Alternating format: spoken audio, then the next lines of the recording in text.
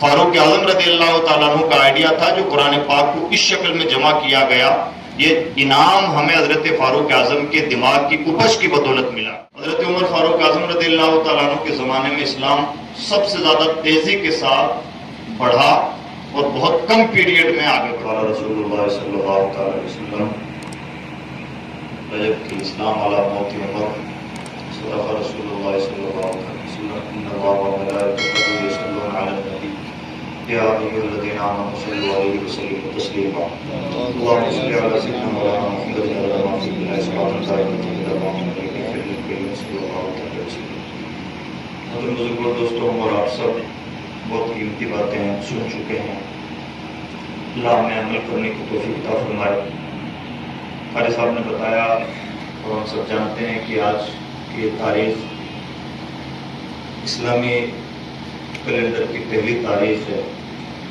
حضور نبی اکرم صلی اللہ علیہ وسلم کو مکہ شریف سے مدینہ شریف آئے ہوئے 1444 سال مکمل ہو چکے ہیں. 45واں سال لگ چکا ہے اور یہ تقریباً 1450 سال کی گنتی دراصل صرف سالوں کی گنتی نہیں ہے، اسلام کی ترقی کی بھی گنتی ہے. 1500 سال چھوٹا وقت نہیں ہوتا، لیکن کسی مذہب کے لیے غیر معمولی پھیلاؤ کے لیے یہ کوئی بہت بڑا وقت بھی نہیں. ہمارے بھارت کی سرزمین پر ایسے بہت سارے دھرم پائے جاتے ہیں، نام لینے کی ضرورت نہیں ہے، جن کا یہ دعویٰ ہے کہ ان کی سنسکرتی یا ان کے دھرم کی بنیاد 7000 سال پرانی ہے. تو 7,000 سال پرانے دھرموں کے بیچ 1500 سال پہلے یہاں نہیں بلکہ بہت دور عرب میں ایک کلمہ کا پیغام اٹھا اور وہ اتنی تیزی کے ساتھ پھیلا کہ دنیا کے 220 سے زیادہ ملکوں کو اس نے اپنے آغوش میں لے لیا. 56 ملکوں میں اس کی حکومت ہے. یہ چھوٹی بات نہیں. 7,000 سال پرانے دھرم آج بھی سیماؤں تک محدود ہیں اور اللہ رب العزت نے جو ایک آفاقی پیغام دیا تھا انسانیت کے لیے، جو اصل دین ہے، اصل مذہب ہے، اللہ کا بنایا ہوا مذہب ہے، نیچرل مذہب ہے، اس کی برکتوں کا عالم یہ ہے کہ وہ دنیا میں پھیلتا ہی چلا گیا.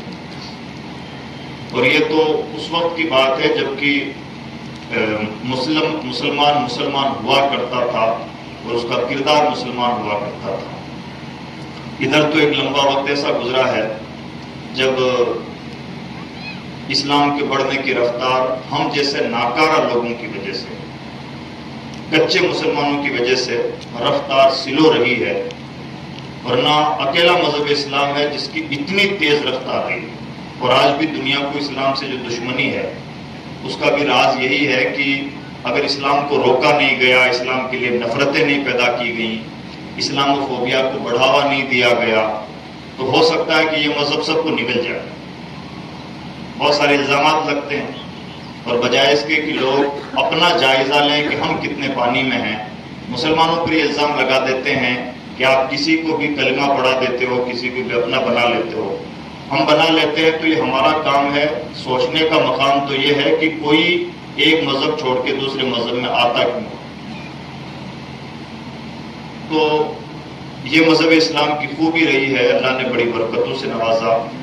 مذہب اسلام کی تاریخ میں سب سے گولڈن تاریخ ہسٹری جس کی رہی ہے وہ خلیفہ دوم حضرت سیدنا عمر فاروق اعظم رضی اللہ تعالیٰ عنہ کے.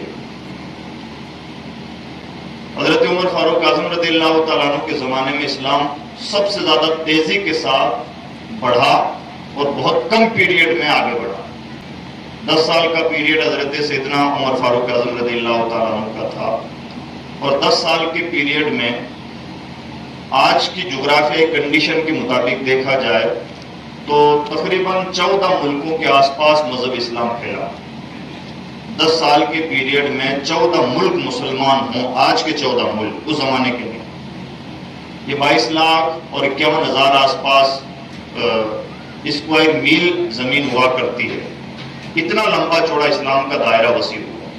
یعنی ہم کہہ سکتے ہیں کہ حضرت فاروق اعظم کے ہاتھ کی بدولت، ان کی کوششوں سے، ان کی دانشوری، دایانہ مزاج، حکمت عملی، انصاف پسندی، باکمال شخصیت کی وجہ سے ہر سال تقریباً 1 سے 1.5 ملک مسلمان ہو رہا۔ آج ہم اور آپ کی کوششوں سے اگر زندگی میں 2 لوگوں کو کلمہ نصیب ہو جائے، تم اپنی پیٹھ تھپتھپاتے نہیں تھکتے کہ صاحب ہماری وجہ سے 2 لوگوں نے کلمہ پڑھا ہے۔ کتنی کمال کی شخصیت ہوگی جس کی وجہ سے ہر سال 1 سے 1.5 ملک مسلمان ہو رہا ہے۔ یہ شخصیت حضرت فاروق اعظم کی۔ اللہ رب العزت نے اپنے نبی صلی اللہ علیہ وسلم کو جو ساتھی عطا فرمائے، صحابہ کی شکل میں جو شخصیتیں دیں وہ کمال کی تھیں۔ حضرت فاروق اعظم رضی اللہ تعالیٰ عنہ کہ ان کے بیچ میں بھی کئی ایک امتیازات، اور ایک حدیث جو میں نے آپ کے سامنے پیش کی ہے، یہ المعجم الکبیر کی حدیث ہے۔ حضور نبی اکرم صلی اللہ علیہ وسلم نے اتنی بڑی بات حضرت فاروق اعظم کے بارے میں ارشاد فرمائی کہ شاید اس سے بڑی ان کی تعریف نہیں کی جا سکتی۔ حضور فرماتے ہیں عمر کی موت پر اسلام روئے گا، یعنی جس وقت عمر کی موت ہوگی گویا وہ ایک حد تک اسلام کی اسپیڈ کی بھی موت ہوگی۔ اور یہ سچ ہے کہ حضرت فاروق اعظم رضی اللہ تعالیٰ عنہ کی وفات کے بعد اسلام کے بڑھنے کی جو رفتار تھی وہ غیر معمولی طور پر متاثر ہوئی۔ حضرت فاروق اعظم رضی اللہ تعالیٰ عنہ کی شخصیت بہت ڈائنامک شخصیت ہے، اور ابھی 2 روز قبل ان کا دن گزرا، اور چونکہ ہم بالکل نئے سال میں داخل ہو چکے ہیں اس لیے میں چاہوں گا کہ ہمیں ان کی زندگی سے کچھ چیزیں خاص طور پر نوٹ کرنی چاہیے جو دنیا کے لیے نقوش راہ ثابت ہوئیں اور آج بھی ہمارے لیے ہو سکتی ہیں۔ حضرت فاروق اعظم رضی اللہ تعالیٰ عنہ کو اللہ رب العزت نے یہ خوبی عطا فرمائی کہ وہ اتنی گہری نگاہ اور اتنی بالغ نظر رکھا کرتے تھے کہ وہ جیسا سوچتے، جیسا فرماتے، جیسا ان کے دماغ میں آئیڈیا آتا، کئی بار ایسا ہوا کہ اللہ رب العزت نے اس کی تائید میں قرآن پاک کی آیتیں نازل فرمائی۔ ایسے ٹوٹل موقع جہاں حضرت فاروق اعظم کی ڈائریکٹلی یا انڈائریکٹلی تعریف کی گئی یا ان کی تائید کی گئی، قرآن پاک میں 41 موقع ہیں، 41 مرتبہ ایسا ہوا کہ اللہ نے یا تو فاروق اعظم کی تعریف کی یا فاروق اعظم نے کوئی مشورہ دیا تو اس مشورے کے مطابق آیت نازل فرمائی یا ان کی تائید فرمائی۔ اور یہ چھوٹی بات نہیں ہے کہ بندہ کوئی بات کہے اور وہ بات اتنی بڑی بات ہو کہ اللہ اس کے مطابق آیت نازل فرما دے یا اللہ اس کی تائید فرما دے۔ اسلام میں پردے کا پہلے کوئی کانسیپٹ نہیں تھا۔ فاروق اعظم رضی اللہ تعالیٰ عنہ کے دماغ میں آئیڈیا آیا کہ یا رسول اللہ میری خواہش ہے کہ بطور خاص ازواج مطہرات پردہ کیا کرے، ہر کوئی ایرا گیرا اجنبی ان کے سامنے ڈائریکٹ چلا جائے، ایسا نہیں ہونا چاہیے۔ آج جب پردے کی بات ہمارے ذہنوں میں پہلے سے موجود ہے، اس وقت نہیں، جب کسی کے ذہن میں یہ بات نہیں تھی اس وقت یہ آئیڈیا آنا اپنے آپ میں کمال کی بات ہے۔ اللہ رب العزت نے حضرت فاروق اعظم کی تائید فرمائی اور مسلم عورتوں کو حکم دیا گیا کہ وہ پردہ کریں جو آج تک کرتی۔ حضرت فاروق اعظم کے دماغ میں بات آئی، اس کا ایک واقعہ بھی گزرا کہ یا رسول اللہ کوئی بھی کسی کے گھر میں اچانک جائے، ایسا نہیں ہونا چاہیے۔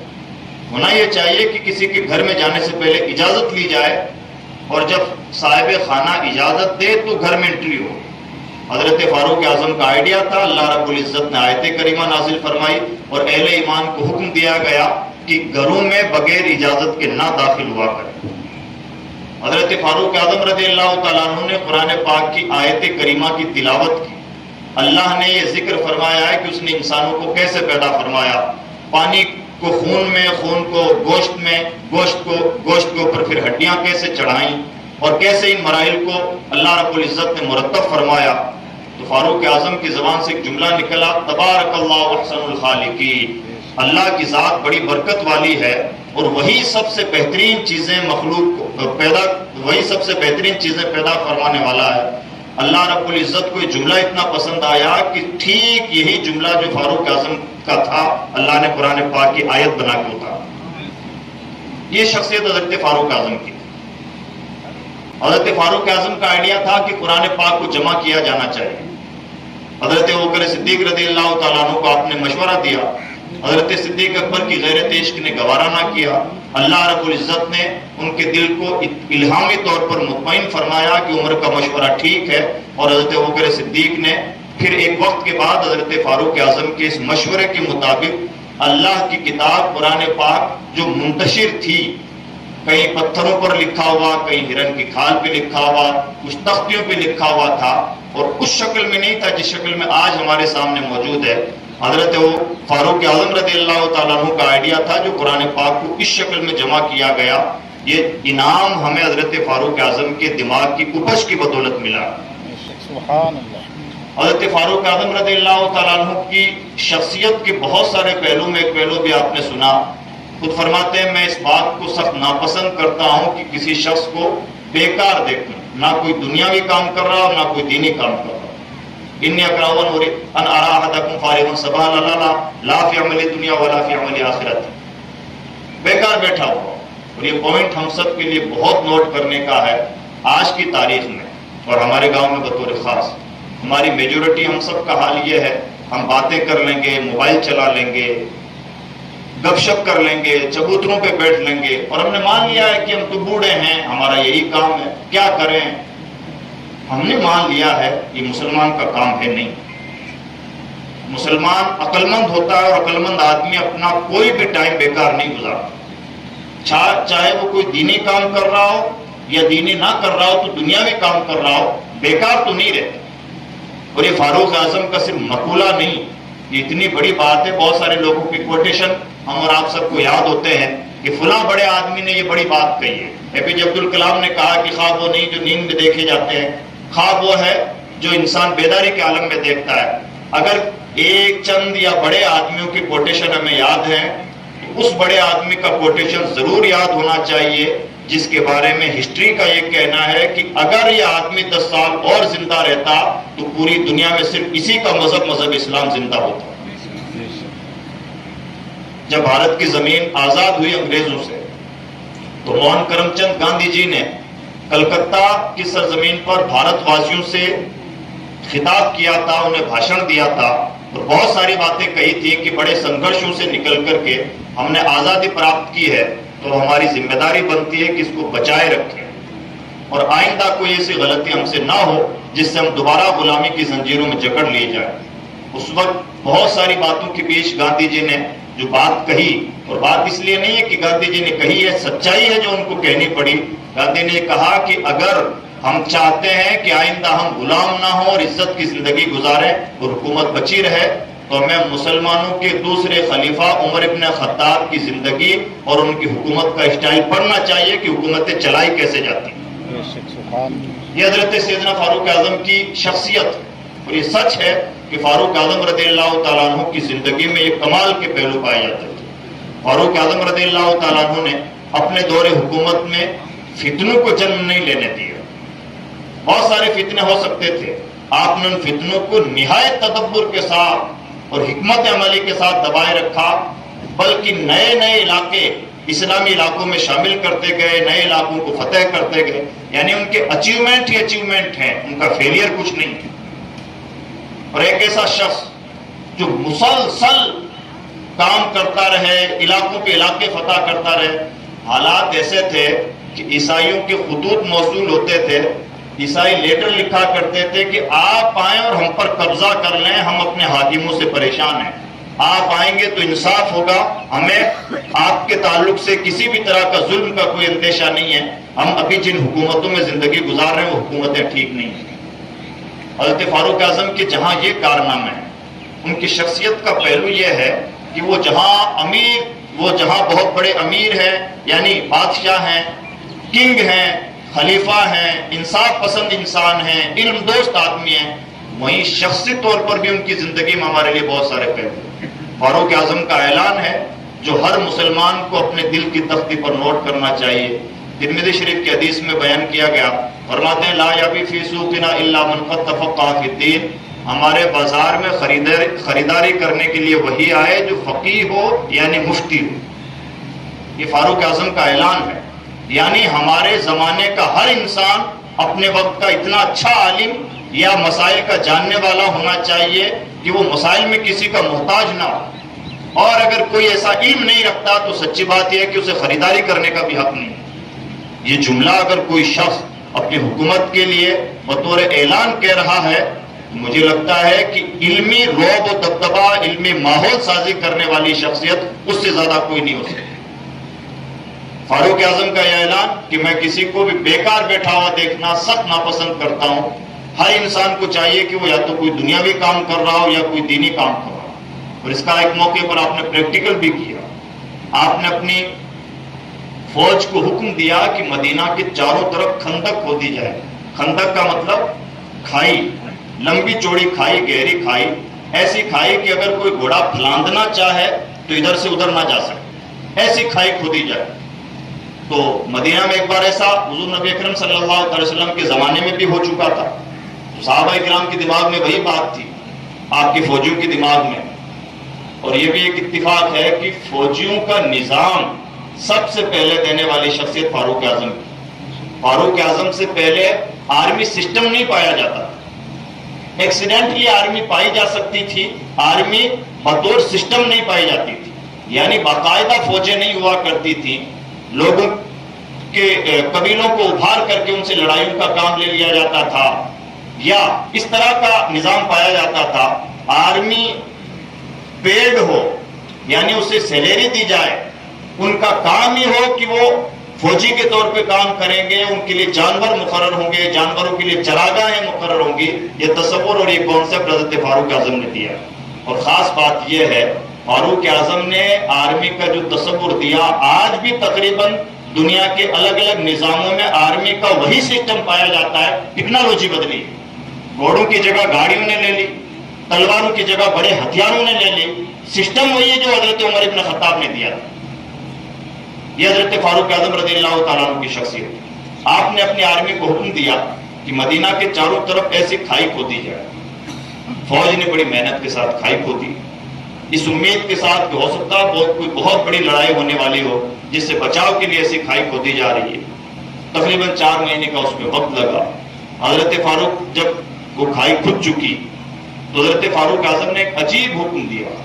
فرماتے ہیں اب دوبارہ اس کھائی کو پاٹ دیا جائے، یعنی بور دیا جائے، برابر کر دیا جائے. جو مٹی نکالی اس کو دوبارہ بھر دیا جائے. تو فوج نے کہا حضور یہ بڑا عجیب حکم، ہم نے تو بڑی محنت سے، بڑے اخلاص سے، جی جان سے یہ کھائی اس لیے کھودی کہ ہو سکتا ہے کہ کوئی بہت بڑی لڑائی ہونے والی ہو جس کی آپ تیاری کر رہے ہوں. آپ فرماتے ہیں کوئی لڑائی ہونے والی نہیں ہے. بات دراصل یہ ہے کہ آئندہ 4 مہینوں کے لیے میرے پاس فوج کے لیے کوئی کام نہیں تھا، تو میں نے فوج کو بزی رکھا، کام دیا، اس لیے کہ خالی دماغ شیطان کا گھر ہوتا ہے. یہ جملہ خالی دماغ شیطان کا گھر ہوتا ہے دنیا کے گولڈن کوٹیشنز میں اس کا شمار ہونا چاہیے.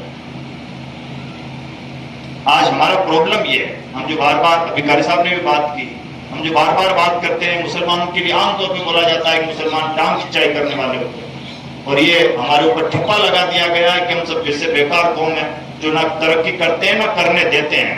ہماری مثالیں دی جاتی ہیں مینڈک سے، مینڈک بولنے سے، بہت ساری باتیں ہمارے بارے میں کہی جاتی ہیں، اور یہ بہت حد تک سچ بھی ہے کہ ہم ایسا ہی کرتے بھی ہیں. بھلا کام خود سے نہیں ہوتا تو نہیں ہوتا، دوسروں کو کرنے بھی نہیں دیتے، کریں گے نہیں، کرنے نہیں دیں گے، ٹپڑیاں کریں گے. یہ جو مزاج ہے یہ خالی دماغ اور شیطانی کام ہے.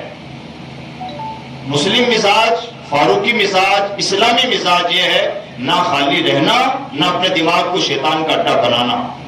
مسلمان کے دماغ میں ہر وقت کوئی نہ کوئی پوزیٹیوٹی، کوئی نہ کوئی کام ہونا چاہیے، کوئی نہ کوئی اس کا ہوم ورک ہونا چاہیے. بیکاری اسلام کو بالکل پسند نہیں. حضرت فاروق اعظم نے پریکٹیکل طور پر ایسا کر کے دکھایا، اور آج بھی ایسا ہوتا ہے. ہم سب کو یہ چاہیے. ان کی شخصیت کے اور بھی بہت سارے پہلو، ان کے خوف خدا کا الگ پہلو ہے، ان کے عشق کی الگ داستانیں ہیں، ان کے انصاف کے الگ پیمانے ہیں، بہت ساری شخصیتیں ہیں. ہمیں چاہیے کہ ایسی شخصیتوں کا کتابوں کے ذریعے سے مطالعہ کریں. اور میں آپ کو بطور خاص آج کی اس مجلس میں آخری اور فائنل بات جو ہم سب کا ہوم ورک ہونا چاہیے اس کے طور پر یہی کہنا چاہوں گا، ہم اپنی عادت بنائیں. ہم شیرانی لوگ بطور خاص یہاں جتنے بوڑھے نوجوان سب بیٹھے ہوئے ہیں، ہم کتابوں سے بے پناہ دور ہو چکے ہیں. ایسا لگتا ہے جیسے ہمیں کیا تعلق کتابوں سے. ہم نے مان لیا کہ چونکہ ہم 5ویں پڑھے ہوئے ہیں، 6ٹھی پڑھے ہوئے ہیں، ہم نے 10ویں تک پڑھائی کی ہے، یہ تو ماسٹر لوگوں کا کام ہے، مولانا لوگوں کا کام ہے اور پڑھے لکھے لوگوں کا کام ہے۔ اگر ہم نے مان لیا کہ ہم ان پڑھ ہیں، اس سے بڑی گالی کیا ہو سکتی؟ بطور خاص گزارش ہے، اپنے گھروں میں دست کتابوں کی صحیح چھوٹی سی لائبریری بنائیں، پڑھیں، موبائل کو ایک وقت دیں، انکار نہیں ہے، اور یہ سچائی ہے، پریکٹیکل سچائی ہے، ایسا پاسبل بھی نہیں ہے۔ موبائل کو جتنا وقت دیا جا سکتا ہے دیں، 2 صفحہ 5 صفحہ 10 صفحہ۔ ہمارے ایک دوست ہیں کشمیر کے، مجھے ان کی مطالعے پہ حیرت ہوتی ہے، اور یہ سچ ہے کہ ان کا ایک کہنا ہے کہ میں 1500 پیج روزانہ پڑھ لیتا ہوں، اور یہ سچ بھی ہے۔ ان کی باتوں میں، ان کی کتابوں میں ان کا علم چھلکتا ہے۔ کئی جلدیں بہت جلدی کے ساتھ، ہفتے میں 7 8 جلدوں کی کتابیں وہ ختم کر ڈالتے ہیں۔ آج بھی دنیا میں ایسے لوگ ہیں، آج بھی ایسے کتابوں کے کیڑے موجود ہیں جنہیں کتابیں پڑھتے پڑھتے تجربہ ہو جاتا ہے کہ وہ چھٹنی کے ساتھ کتابیں پڑھ لیتے ہیں، اسپیڈلی کتابیں پڑھ لیتے ہیں۔ اور سچی بات یہ ہے کہ ایسی زندگی ہے۔ میں امید کرتا ہوں مرحوم ضمیر صاحب کے لیے ایصال ثواب کا بہترین طریقہ ہوگا کہ ہم نے ان کی مجلس ایصال ثواب میں اپنے آپ سے عزم کیا کہ انشاءاللہ ہم کوئی کتاب پڑھیں گے، کوئی بھی کتاب پڑھیں گے، ہمارے علم میں اضافہ ہوگا، انشاءاللہ مرحوم کو ثواب اس کا ضرور ملے گا، مرحوم کو ثواب ملے گا، ہماری زندگی میں کچھ بھلائی کے نقوش مرتب ہوں گے، اور ہمارے ریئل بزرگ، اصل بزرگان دین جو اسلام کے محسن ہیں، جن کے بارے میں پیغمبر نے یہاں تک فرمایا کہ ان کی موت پر اسلام روئے گا، ایسی شخصیتوں کی غلامی کا حق ادا ہوگا۔ میں امید کرتا ہوں کہ ایک نیا سال ہے، نئے سال کا مطلب بہت کچھ ہوتا ہے۔ نئے سال کا مطلب صرف جشن منانا، مبارکبادیاں دینا اور برتھ ڈے سیلیبریٹ کر لینا ہی نہیں ہوتا جو ہمارے ذہنوں میں کانسیپٹ ہے۔ نئے سال کا سب سے پہلا مطلب یہ ہوتا ہے کہ زندگی کا خاص وقت گزر چکا ہے، کم وقت باقی۔ نئے سال سیلیبریشن کے لیے نہیں ہوتے، نئے سال دراصل عبرت کے لیے ہوتے ہیں۔ میں امید کرتا ہوں کہ یہ جو نازک زمانہ ہم نے گزارا ہے، 1444 سال کا وقت ہم نے گزارا ہے، جو ہم نے کمایا ہے وہ اسٹارٹنگ کے کچھ سالوں میں، اور باقی سالوں میں داد عیش دی ہے، جیسی تیسی زندگیاں گزاری ہیں، کروڑوں کی تعداد میں ہونے کے باوجود بھی غلامی کے حوالے ہیں۔ یہ کوئی عزت کی زندگی نہیں ہے۔ ہمیں اپنا پرانا سبق یاد کرنا چاہیے، اپنے پرانوں سے اپنا رشتہ دوبارہ ہموار کرنا چاہیے۔ ہمیں آسودگی محسوس ہوگی کہ سچ مچ ہم ایسے لوگوں کی نسلوں میں ہیں، ایسے لوگوں کے پیروکار ہیں جن کے پیروکاروں کو اپنے آپ پر فخر محسوس ہونا چاہیے۔ میں امید کرتا ہوں کہ انشاءاللہ ایسا کرنے کی کوشش کریں گے، مطالعے کی عادت بنائیں گے۔ اللہ توفیق عطا فرمائے، مرحوم کی مغفرت فرمائے، اور جتنی باتیں کہی گئی ہیں، سنی گئی ہیں، ان پر ہم سب کو عمل پیرا ہونے کی توفیق بخشے۔ لا الہ الا اللہ محمد رسول اللہ۔ السلام علیکم ورحمۃ اللہ وبرکاتہ۔